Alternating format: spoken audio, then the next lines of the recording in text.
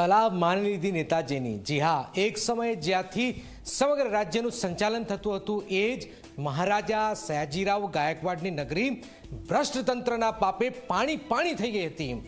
આયોજન વગરના કામથી શહેરીજનોને ડૂબવાનો તો વારો આવ્યો જ છે। ત્યારે થોડા સમય પહેલા જ સ્ટેન્ડિંગ ચેરમેનનું એક નિવેદન ચર્ચાનું કેન્દ્ર બન્યું હતું।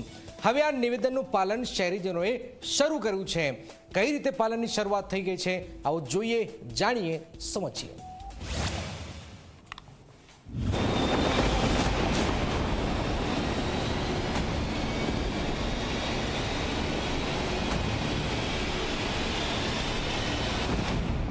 નેતાજીની સલાહ વડોદરા વાસીઓએ સાંભળી।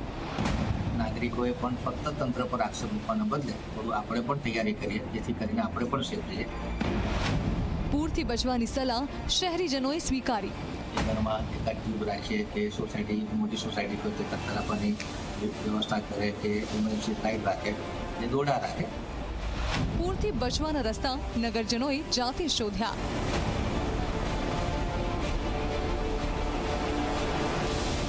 કોર્પોરેશન છટકતા શહેરીજનોએ વસાવી બોટ।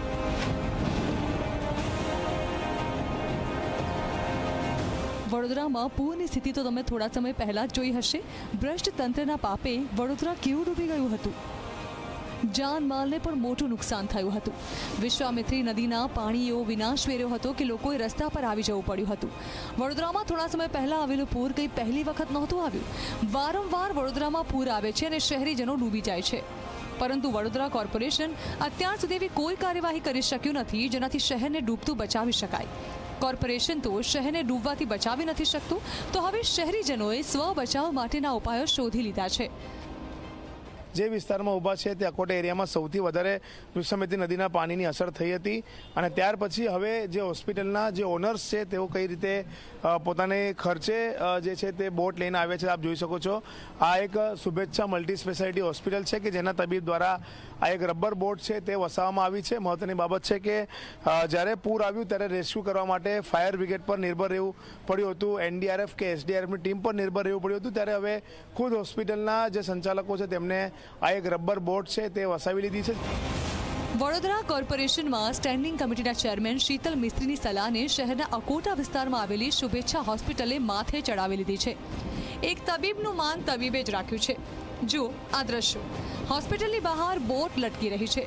પેટી પેક આ બોટ હવે દરેક શહેરીજનોએ વસાવી પડશે, કારણ કે વડોદરા ક્યારે ડૂબી જાય તેનું નક્કી નથી હોતું।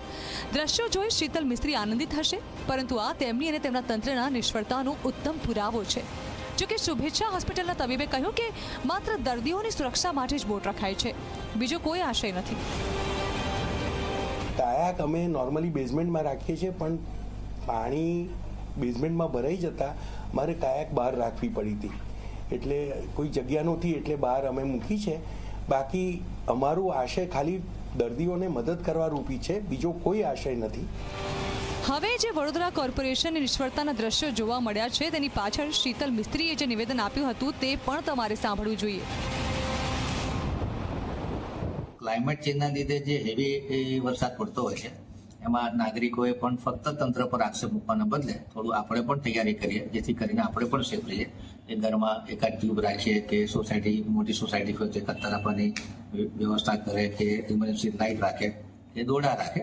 તો જ્યાં સુધી આ પ્રોજેક્ટ ના થાય ત્યાં સુધી આપણે પણ આ હેવી વરસાદ જોડે લેતા શીખવું પડશે અને કોર્પોરેશનને પણ ડિઝાસ્ટર પ્રિપેરનેસ માટે તમામ તૈયારી કરવી પડે અને એના માટે સપોર્ટિવ બનશે। તો સાંભળ્યું ને તમે, આ સલાહ આપણા સ્ટેન્ડિંગ ચેરમેન સાહેબે આપી હતી। સાહેબની સલાહનો શહેરીજનોએ આકરો વિરોધ કર્યો હતો, પરંતુ વ્યવસાય તબીબ મિસ્ત્રી સાહેબની સલાહ શહેરના એક તબીબે તો માની જ લીધી। ડોક્ટર હોશિયાર હોય છે, તેથી તેમને ખ્યાલ આવી ગયો કે વડોદરા કોર્પોરેશન તો ખાડે ગયું છે।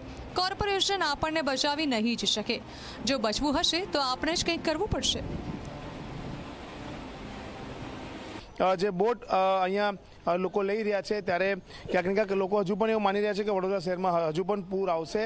આવનાર સમયમાં પૂર આવ્યા પછી લોકોને મુશ્કેલી થશે.